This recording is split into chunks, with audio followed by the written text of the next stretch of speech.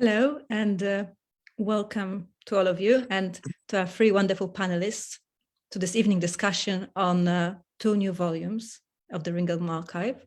The new volumes form part of Jewish Historical Institute full edition of the Ringelblum Archive in English.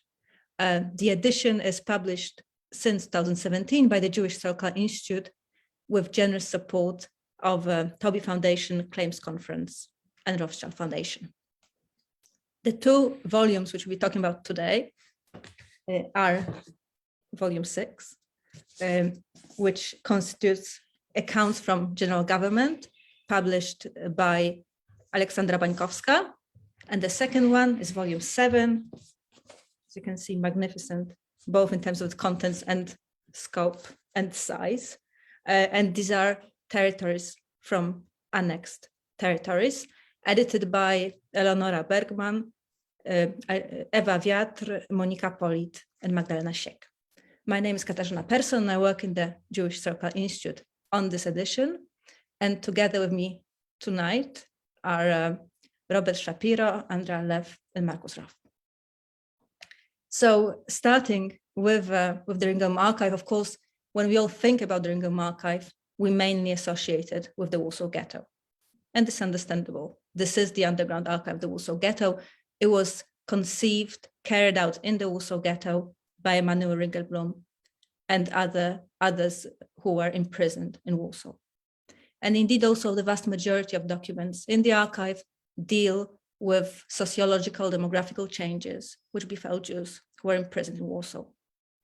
However, Ringelblum Archive is not just that. It also constitutes a number of documents coming from other communities, and shows interest of the archive's creators in what's happening outside. And this is really what these two volumes tell us about. They show us what type of documents from outside Warsaw were coming, the Warsaw Ghetto. So they show us networks of information, how information was being exchanged between smaller ghettos, smaller communities, and Warsaw. They showed us what type of information the underground archive was interested in. So it shows us what type of experiences they wanted to contain. They show us who they wanted to listen to, whose stories and whose voices are contained in those archives, what types of documents they were interested in. So whether essays, letters, oral histories. And finally, and this is probably the most interesting part of it, is how they were trying to make sense of it. So how they were trying to use those information coming to Warsaw to make sense of Nazi policy, to figure out the patterns within it, to figure out how it affects Jewish communities outside of Warsaw, and also in time, Warsaw. And the discussion today will go the following way. I have 3 questions which I'll ask our 3 wonderful panelists regarding the archive. These are all scholars who you definitely know very well, all 3 of whom work also on documents from the Ringelblum Archive. So in alphabetical order, our first guest is Professor Dr. Andrea Löw, who is the Deputy Director of the Center for Holocaust Studies at the Institute for Contemporary History in Munich. She also teaches at the University of Mannheim. She was very recently, 2021, 2022, Senior Scholar in Residence at the Jack Joseph and Morton Mandel Center for Advanced Holocaust Studies at USHMM. Her main research interests are Holocaust in Eastern Europe, Jewish history during the Holocaust, and the history of the ghettos. And she has published extensively on all of these topics, in particular on, among others, also on life in Warsaw Ghetto and Łódź Ghetto.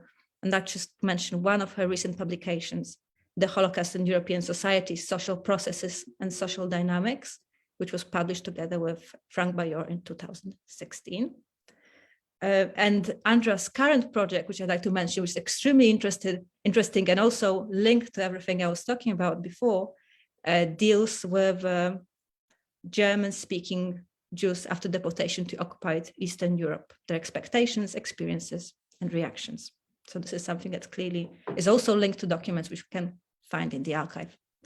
Our second guest tonight, again in alphabetical order, is Markus Roth, who has been a research associate at the Fritz Bauer Institute and the editor of the Institute's bulletin since 2020. He studied German, Polish, and modern history at the University of Münster and received his doctorate from the University of Vienna with a very interesting and published thesis on German county chefs in occupied Poland and their careers after 1945. He then worked as a research associate at the Heder Institute in Marburg and the research unit for Holocaust literature at the University of Gießen, where he was deputy head and then managing director. He wrote several books and numerous articles on the German occupational policy in Poland, on the history, more wider history of National Socialism, and also edited numerous types of sources. And finally, our third guest is Professor Robert Moses Shapiro, who's a professor in Judaic Studies at Brooklyn College, born in Munich, Germany, to parents from Chrzanów and Sosnowiec, which I'd like to mention at the beginning. He was educated primarily at Columbia University, but throughout his professional life, he was also closely linked to the Max Weinreich Center of the YIVO Institute for Jewish Research, where he also was mentored in Polish Jewish history by two extremely eminent scholars, Dr. Isaiah Trunk and Dr. Lucjan Dobroszycki. He published, undoubtedly also under their influence, and worked on Polish Jewish communal life in Łódź and Warsaw. He was the editor of the and translator of Trunk's Yiddish Łódź Ghetto, A History in 2006, also his memoir, and most importantly for our talk today, also, or just as importantly for our talk today, of the English Catalogue and Guide to the Warsaw Ghetto Oynek Shabbos Ringelblum Archive, which came out in 2019 and is incredibly valuable when it comes to English-speaking researchers interested in the contents of the archive. Okay, so starting the discussion, I would like to start maybe a bit wider about the archive in general, and why do we have to read Ringelblum Archive? Why is it important, and how do the contents of the Ringelblum Archive impact our understanding of the Holocaust? Why is it so crucial? And here I'm implying that it is crucial because it is, that these documents are also translated and available in English. Who would like to start?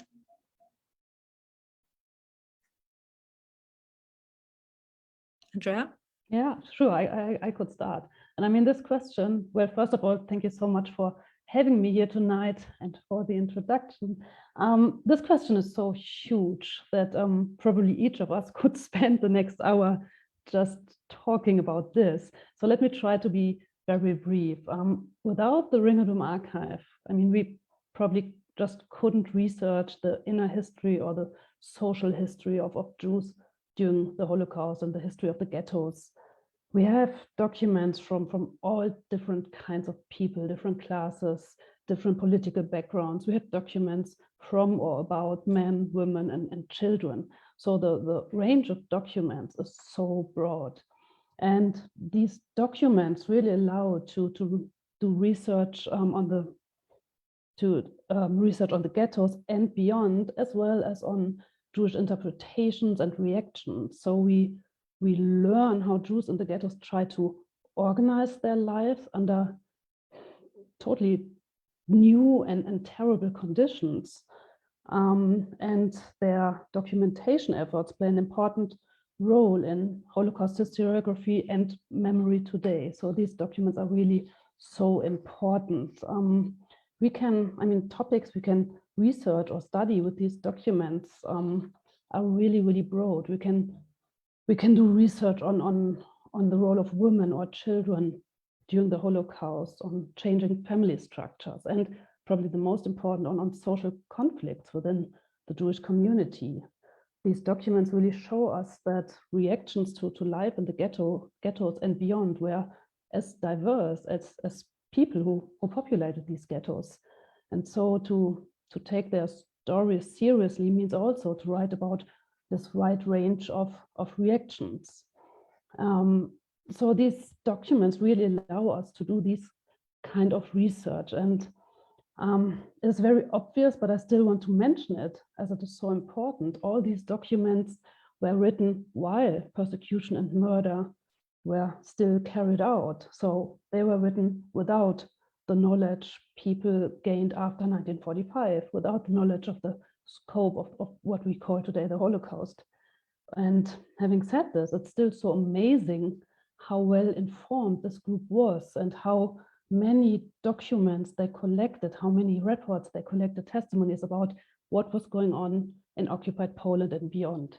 And so after having said how important these documents are, it is so important that they are being translated into English now, because obviously not everybody reads Polish and Yiddish, which are the two languages that most of the documents were written in. So it is really, really a hugely important project.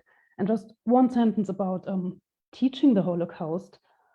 There are so many documents that I really use when teaching the Holocaust. For example, the documents written about or by children. For example, we have these school essays where children write about what it means to live under persecution and in times of war.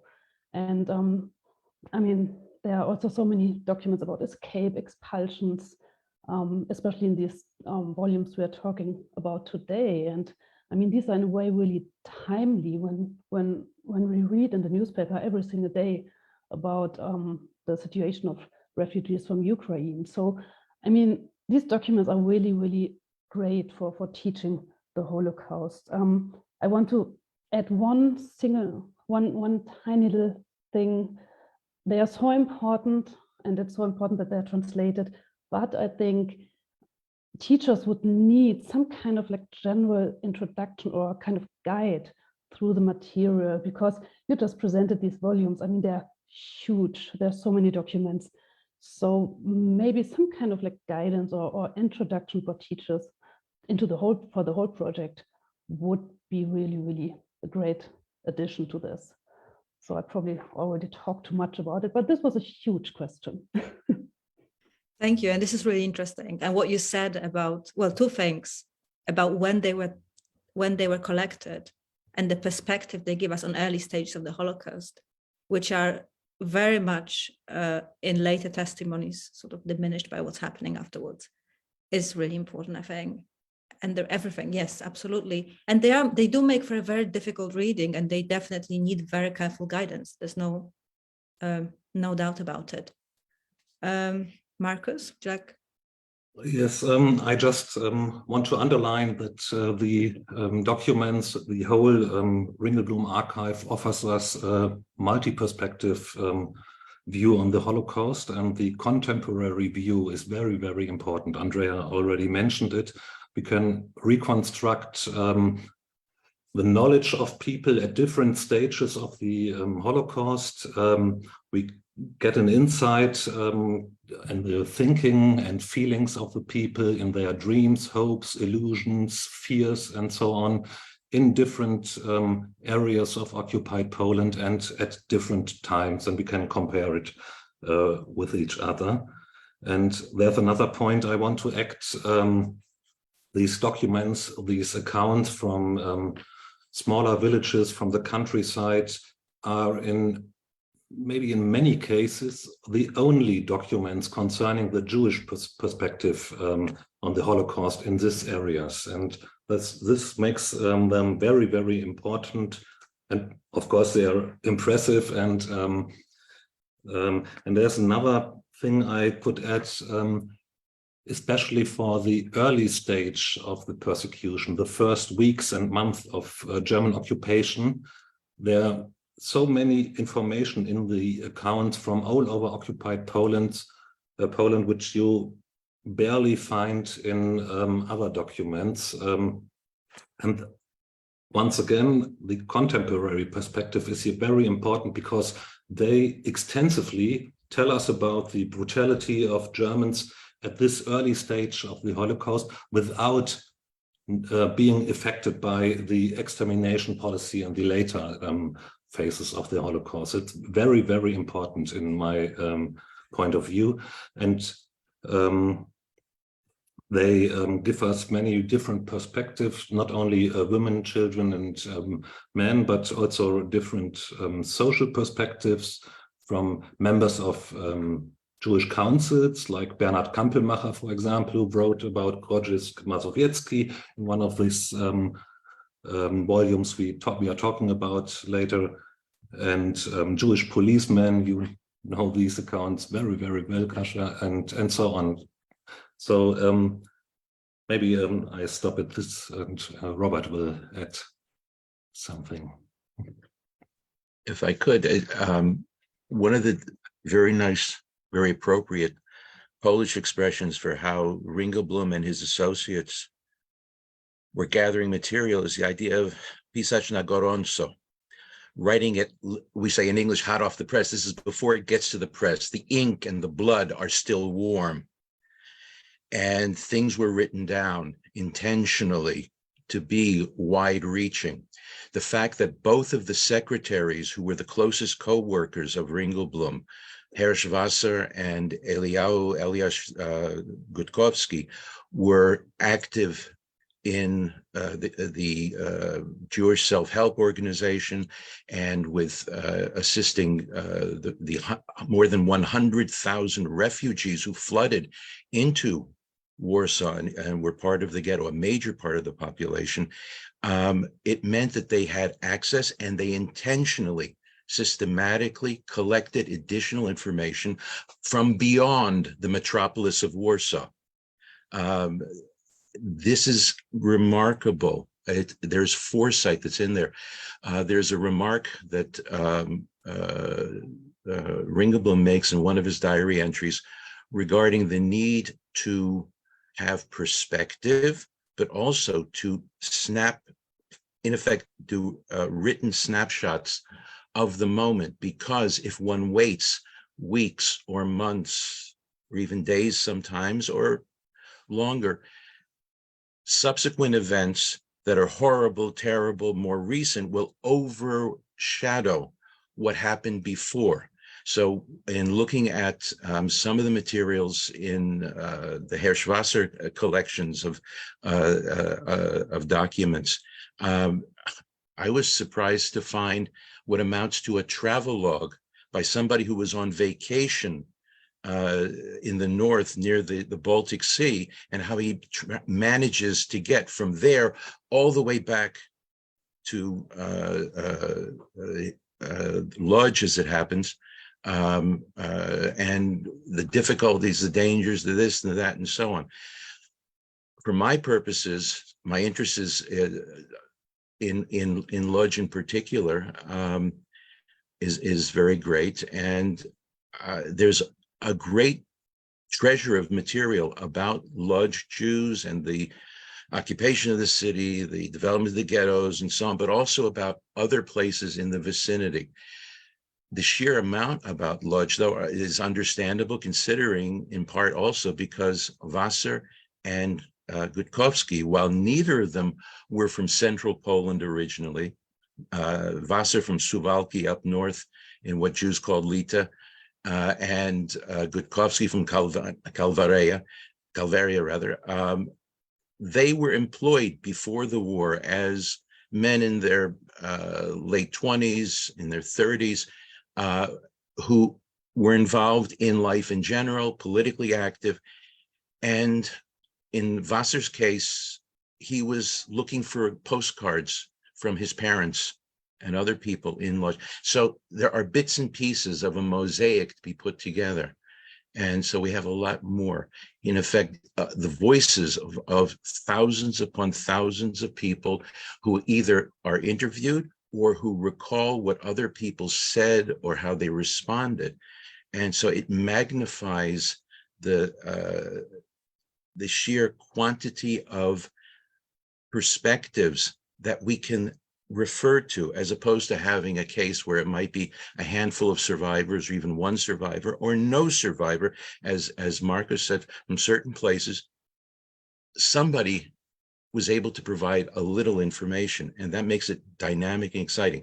What Andrea had said about the need to train teachers, to give them tools with which to pick out documents and ideas on how they might be used to trigger students' interests, to get them thinking and reacting and responding on a variety of levels, a variety of ways. That too is important.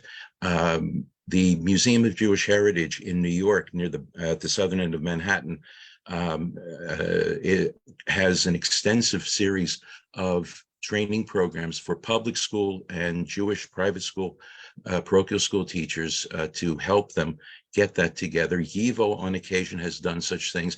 I don't know if Zich does it on a regular basis, but it would make sense. And Poland, the museum now does a lot of different things as well. So that this idea of give the teachers who have a desire to make use of the material, to respect the material and the people behind it, give them the tools with which to function, to operate, because it gives them tremendous opportunities to make it human for students who might otherwise not have any direct connection through their own families or other people that maybe they didn't have the opportunity to know, other than maybe reading Anna Frank's diary again. And her experience is specific to her and her family and her place. Poland is something else. Thank you. This is really interesting. We do actually do teacher training, summer and winter schools, and Ringelblum Archive is used extensively there. And I think it's incredibly interesting, especially when it comes to localities from which we have documents in the archive and teaching students in those places. And it's also really interesting that you all three of you actually mentioned two things. The first one is the importance of the archive when it comes to studying the early stages of the Holocaust. Well, it's actually a crucial source for that. And that's still so thoroughly under research as well. So that's one aspect of it. And the second is the number of voices. And I think the seriousness with which they listen to and how seriously they're taken as well is another important part of the archive. Now, moving on to our volumes, I would like to ask you about those specific documents and the role in the archive played by documents from outside of Warsaw. You all sort of mentioned it already, but if you have something else to add about these documents, either from general government or from annexed territories, and whether you referred them in your work and how you see their role in the archive. Would anyone like to start again? Markus, would you like to start? So we mix it a bit. Yes. The role in the archive or the role in the research? I'm thinking about the research in general, because we sort of touched on it a little bit already about those documents which reach it from, and you especially spoke about it, about how important they are for research on smaller communities. And I'm thinking about particularly those from territories annexed to the Reich, that we do get the voices of Jews from communities where otherwise we would have nothing. I think for Ringelblum and his comrades, these documents were very important because they gave, as Andrea maybe already told, they gave information about the Nazi policies against Jews in other regions, like the reports from the Lublin area or the report from Chelmno, and they could see that this atrocity against Jews is not only a local phenomenon, but a systematic politic against all Jews all over Poland. And they got hints what would be going to happen to the Jews in Warsaw, maybe or surely, and they could prepare and react to it. If we,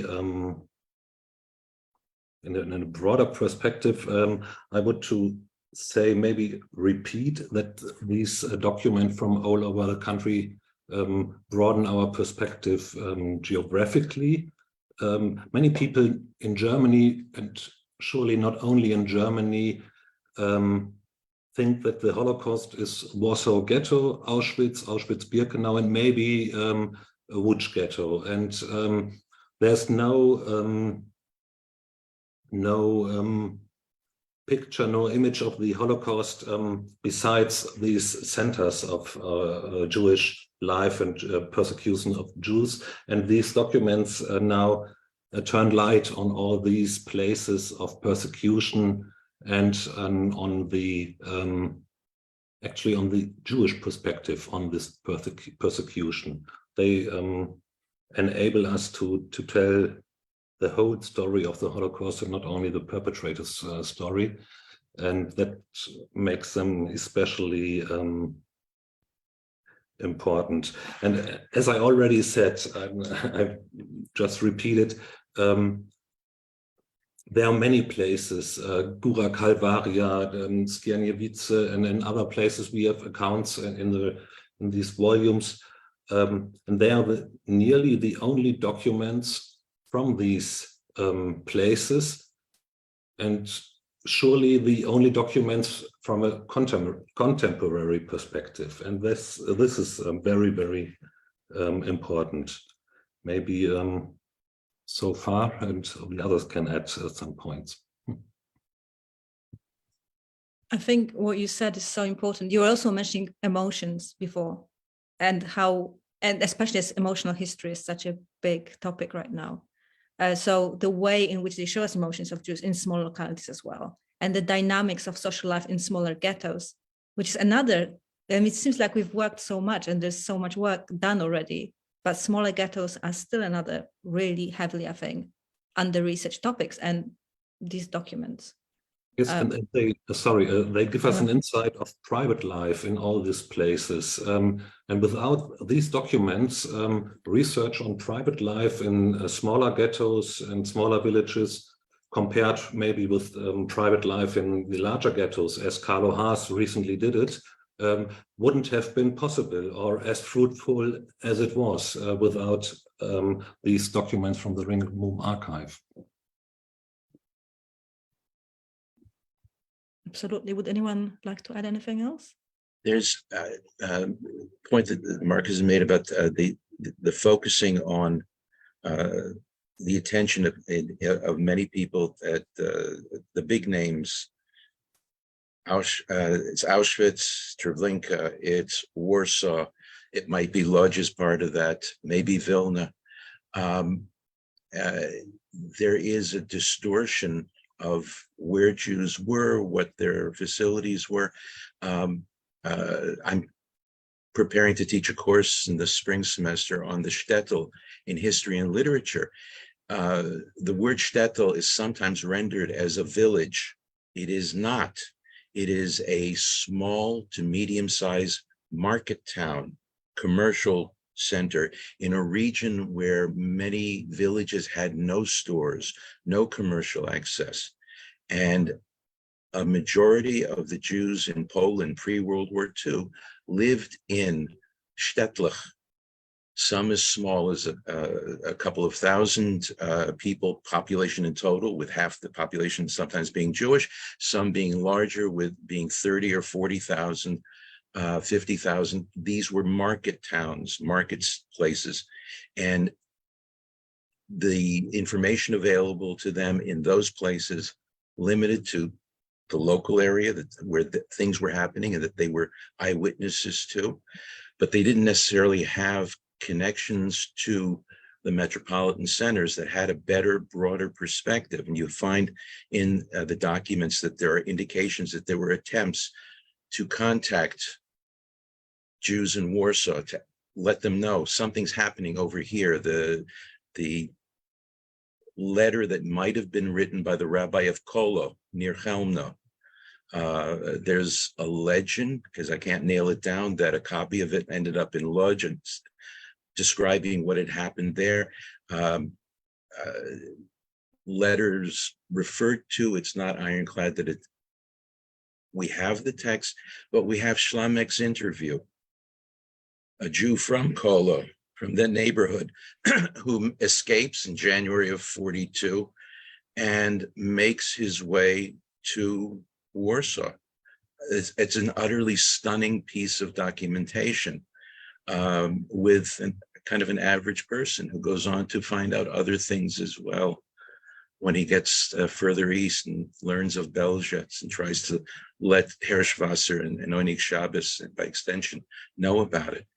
There is just this amazing wealth of material. It is overwhelming. And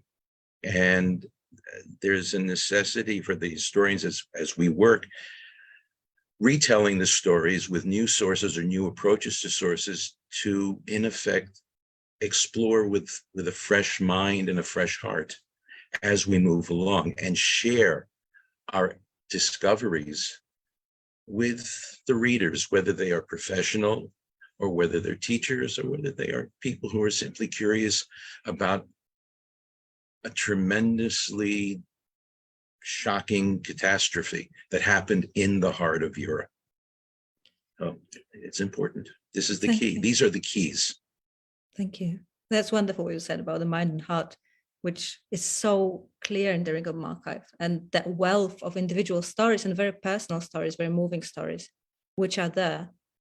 And also on top of it, the wider question of a network of information, the way in which information is reaching Warsaw Ghetto from smaller communities, but maybe also the other way around, how much people in smaller localities far outside of Warsaw know about what's happening and how they are trying to make out what's happening and understand their fate. Because I think this is, again, something that would be wonderful, really, really interesting to research. Andrea, because you work a lot on as well, this is sort of your topic. Yeah, thank you. Well, it's really difficult to add something here now after these wonderful remarks by Robert and Markus. Let me just stress, I mean, the four of us here have been working with documents from the Ringelblum Archive for years and years. And when Robert just said that these documents are so overwhelming, I just thought, yeah, exactly. I mean, we've been working with these documents for years now, and still, when I read these 2 volumes that you just published, I found so many documents I never saw before, and so many, in a way, surprises. So there are so many topics. I'm not going to repeat this importance of how we learn something about so many small communities where we, in some cases, have no documentation at all, or sometimes we have tiny little pieces by the Jewish by the joint or the Jewish social self-help. So sometimes we have these like 1 or 2 documents, but we don't have much. And here we really have these testimonies, like somebody describing the situation in one of these smaller towns and really describing what it meant being,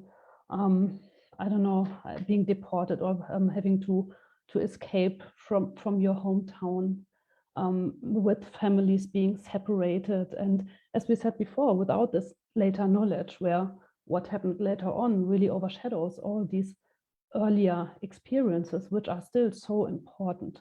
And then these testimonies from the smaller towns and communities also allow research on many different topics that have been discussed in recent years. Like, for example, in the volume on the general government, I found testimonies that address the question of how non-Jewish Poles reacted to persecution. So this would be one topic that you find in these documents, or the role of the Jewish councils in all these smaller communities. It is so difficult. I mean, we all know Runkowski in Łódź and Czerniaków in Warsaw and Bieberstein and Rosenzweig and Gotha and Krakow, but we don't really know much about the Jewish councils in the smaller communities. And here in these documents, sometimes we do find at least some information. Or we found information, for example, on Jewish informers. So the topics that we can research with these documents are really so broad. So it's really amazing. And as Robert just said, in a way, it's overwhelming. So there's still so much more research to be done based on the Ringelblum Archive. The importance of the catalogs, by the way, just that Zich prepared, I translated a Polish version into English. One of the very useful little features of a book is the index, or there's geographic index, the name index, which means that if one has a particular interest in a region, and you don't have information about this given town, maybe the next one over has some information, and there's this possibility very easily now to at least find a roadmap of where there might be documents that refer to this particular place and the adjacent region.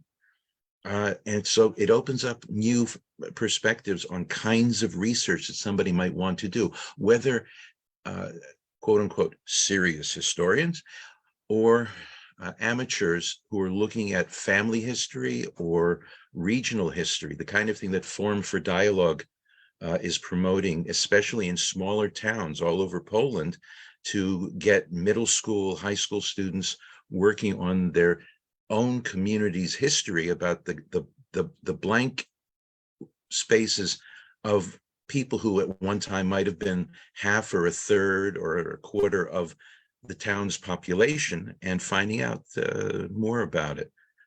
And since it's available, the Hebrew or the Yiddish material or the German material is translated into Polish in this master collection, means any Polish speaking reading individual can do serious research using the index and going after a particular topic.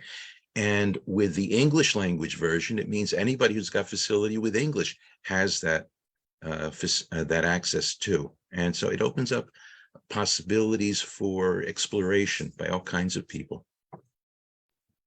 Thank you. And I'd like to add that they are all also available online, both the whole Polish edition and the first 7 English volumes can be accessed online. So this is really important.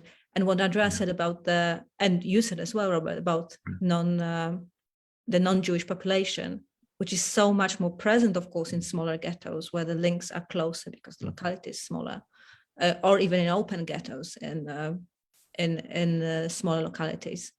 So the descriptions that we get from those localities outside of Warsaw so very different from the situation in Warsaw, and the emotions are different as well. So I think this is also very, very, very important, and the various relationships with the Jewish authorities, which are again completely different in a small, close-knit community somewhere outside Warsaw than they are in Warsaw, where Czerniaków is seems so far away for many of the ghetto inhabitants. So this is definitely broadening our perspective so much, I think, and those documents are often forgotten about because we do focus so much on the contents of the archive relating to Warsaw that we often forget about the other ones. So could I just add something? Yes. Because this what you just said is so important, and also Markus said it already.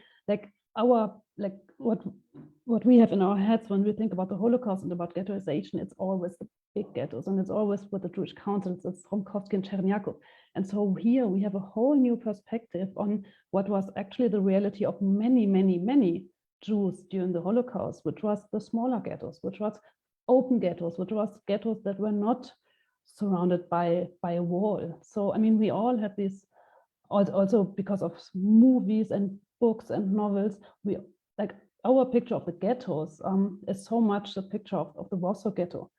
But here we really have the opportunity to broaden our perspective and to really speak about the reality of the ghettos, which was the reality of many, many, many Jews in occupied Poland and beyond. So this is so important. And if I can, please. Sorry, if I may, it occurs to me that there was a a film that was made many years ago in German called The Nasty Girl. At least that was the English title given to it, about a young woman, a teenager, who goes and starts asking questions about something on the outskirts of town and investigating and going to the city archive and so on. And then there are people who are saying, it's nothing, it's just, it was something, but it's nothing. And she continues and finds that there was a camp there and there was slave labor and so on. And going out to take a look. It's a film from, I guess, 40 years ago, which foreshadows this whole problem of a generation that does not have direct connection, it thinks, with what happened essentially within walking distance of their own homes. And with these very intimate documents, those connections are potentially available. I would ask one question about accessibility. Are scans of the original documents also made available online through the website of all the archive? Yes, they're linked to the volumes in a way that they are grouped by the volumes, but yes, they're also available, which is of course a very important source, as long as we don't, because since we don't have everything translated to English, yes. So you can so far access the whole archive in Polish and in the original scans, and a part of it in English. I would also suggest that whether Żych would do it on its own, or perhaps in conjunction with YIVO and Yad Vashem, the Yiddish and Hebrew documents that are within the collection, I would suggest should be transcribed into print Yiddish, print Hebrew. There's a vast population of people who can read Hebrew, who can read Yiddish, but who would not be able to read the original handwritten documents. And it would facilitate research again further by opening it up to people who have whatever their background, but have access to the Yiddish and the Hebrew. Yes, that is true. And I would, if I can add now here, mention our wonderful translators and the unbelievable work which they carried out in translating those documents from often very, very much destroyed documents. Okay, we have, well, I have a lot of topics I wanted still to mention from what you said about migrations, about the constant movement, which is so visible in those documents.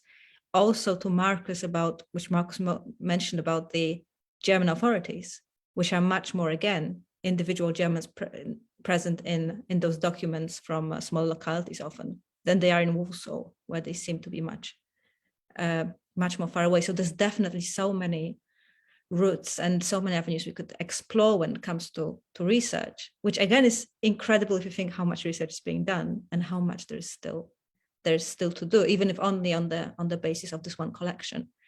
But the last question I had is sort of personal and relates to your own work and your research, and about, I don't know if you're happy, I mean, if you want to answer it, it's about your personal relationship with the archive and documents which you find particularly moving or important for you personally, either professionally or personally, really. And if you have any such documents which you find particularly important.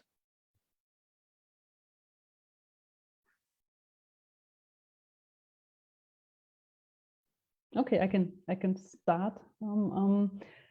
First of all, like in a professional sense, right now, you already mentioned my new research project. I'm working on German-speaking Jews after the deportation to what they called the East. And also for this new project, I found documents in these recently published volumes. So I found, for example, testimonies from Izbica, where some of the Jews had been deported to. I found letters sent by deported Jews from Vienna after the deportation to Opole Lubelskie. I found reports about Viennese Jews who had been deported to Kielce. I also found documents about the expulsion of Jews from Gdansk to the Warsaw Ghetto. So like in a professional sense, for my current research project, I already found many, many new documents in these recently edited volumes. But to come to your rather personal question, I mean, there's so many documents in the Ringelblum Archive that I find important and also really moving, and also really moving after I dealt with this topic for so many years. It's, for example, these cool essays I already mentioned, like children writing about what it means living in the ghetto, confronted with persecution, and these letters are really heartbreaking. It's like they are writing about what it means to wake up in the morning and your mother died during the night and lies next to you in the bed and died in the night. So it's documents like these that I really find heartbreaking. And then it's also these kind of testaments that some of the members of the Ringelblum Archive wrote during what they called Great Action. So during these deportations from Warsaw to Treblinka in the summer of 1942, some of the members of the Ringelblum Archive wrote some kind of like testimonies where they wrote how important it would be for them to be remembered, even if they are killed, even if they won't survive, how important it is that they would be remembered. And there's, for example, this one testament written by Israel Lichtenstein, who asked the world to remember him and to remember especially his wife and his little daughter.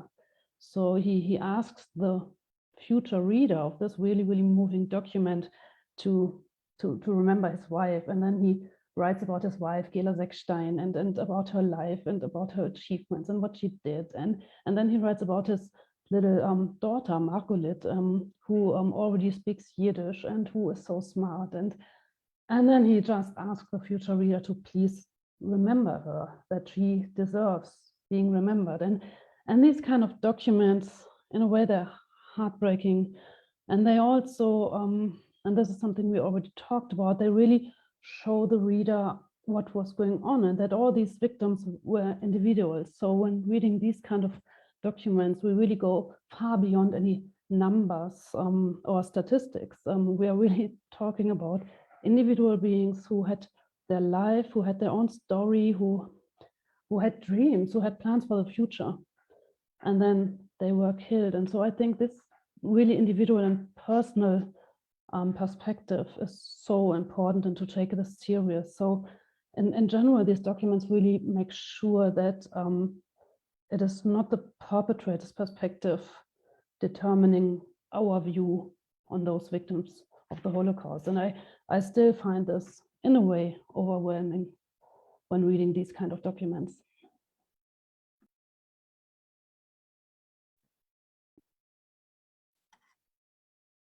Well, maybe I go further. I could have mentioned all the documents Andrea has mentioned.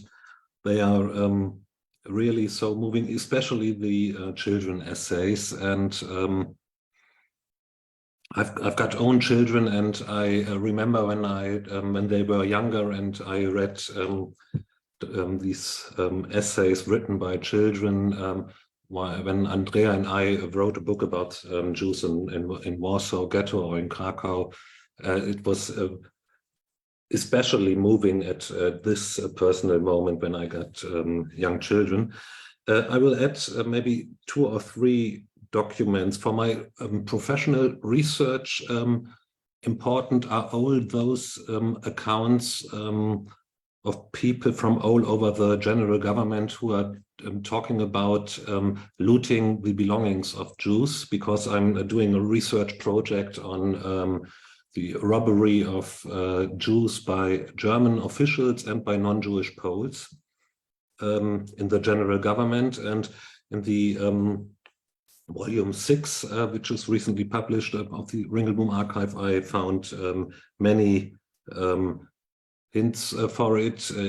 For example, a diary from Główno near Warwich for the time of August 1939 to until March 1940, or there's an account from Skierniewice and others. And so these documents are very important for my research, but personally important, moving, for example, the literary documents. in the volume 7, there's several poems from Łódź Ghetto, Oda do Getta, and others. Or from the Warsaw Ghetto, there's this drama, Love Looks for a Room, written by Jerzy Jurandot, a comedy about the ghetto reality. And for me, this is very moving because and impressive and even unbelievable that people had the power suffering in the ghetto and then for a moment take a step back and look at the ghetto like they were observers from outside or observers from another time, and then writing such even funny pieces about this reality they are suffering under. And the second kind of source is, well, maybe it's impressive only on a second or third view. There's in volume 6, I think, there's a small account about the first weeks of German occupation in Waskajew, and the unknown author is telling about the shooting of 120 people, Jews and non-Jews, by the Germans. And there's an appendix to this account. And this appendix is a list of names, 60 people or something like that, only the names, the age and professions.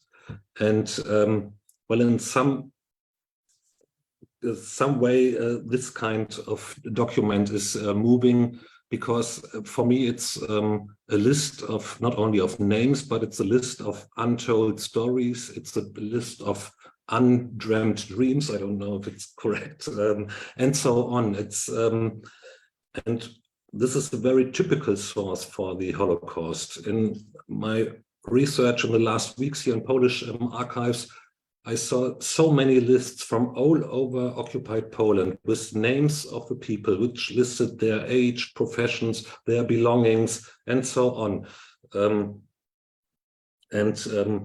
So this is in a bit more abstract way, but also a moving kind of source for me.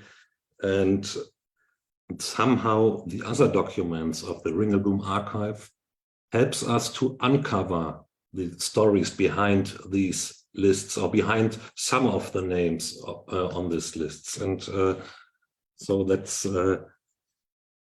I could add more documents, but I'm sure Robert will tell us about some more documents. The ones that I have a personal connection to, and that because, you know, there's an expression, you can do everything with your right hand except touch your right elbow. It's too close. And so my parents were puzzled by why I was interested in Warsaw and in Łódź, as opposed to Chrzanów and Sosnowiec and that region. The region that was called during the war Ostoberschlesien, with about 45 communities and about 100,000 Jews scattered around in communities which had ghettos, but which were, for the most part, apparently not closed ghettos. We have within this collection materials from various parts of this area, because in volume 7, I guess it is, dealing with the directly annexed areas that were made part of the Reich officially. Those are things that I'm drawn to work on more, but I'm sort of afraid to work on it because I can find things and recognize things. But I've had a start.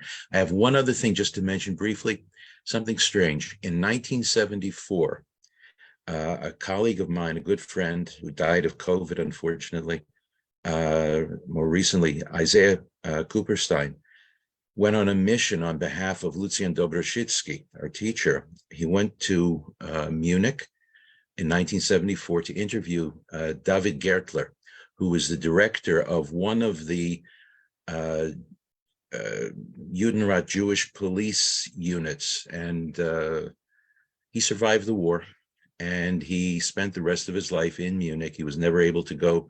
He didn't go back to Poland because he would have been arrested. He didn't go to Israel. He would have been put on trial. He didn't come to America. He couldn't get a visa.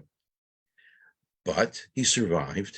And there's an interview with him, an audio interview of 6.5 hours duration that has never been published, and that needs to be transcribed. And there are small things. He mentions Heller and Kohn, the operators of the funeral parlor in Warsaw Ghetto. They were part of a conspiratorial taxi service between Lodz and Warsaw, between the Lodz Ghetto and the Warsaw Ghetto. And the question was asked by Isaiah of Gertler, wie viel hat es gekost? How much was the fare? And the response was from Gertler, 3 months' salary of a German sergeant. And there were people who were able to do this. And that meant that there was communication of one kind or another. I would also be curious about more information about Moniek Marin, Moshe Marin, who was the head of the federal network of 40-something ghettos in Ostoberschlesien, and who ended up at Auschwitz in the summer of '43 at the same time, in the same block number 11 basement as David Gertler, who makes comments about him. Strange connections and contacts. So there is much work to be done, and we have to get started and move along with that. So I appreciate very, very much being invited to be part of the panel. I'm embarrassed to say that I now know I have much, much, much more work to do, along with everybody else. Thank you. It was wonderful. And thank you for sharing some. It was really, really moving and really important. I think really gives us insight into how wonderful scholars work. So thank you so much. Thank you for being here. Thank you for accepting the invitation. Thank you to everyone watching. And again, let me say that volumes are now accessible online. Read them and read the Ringelblum Archive. Thank you very much. Bye-bye. Thank you.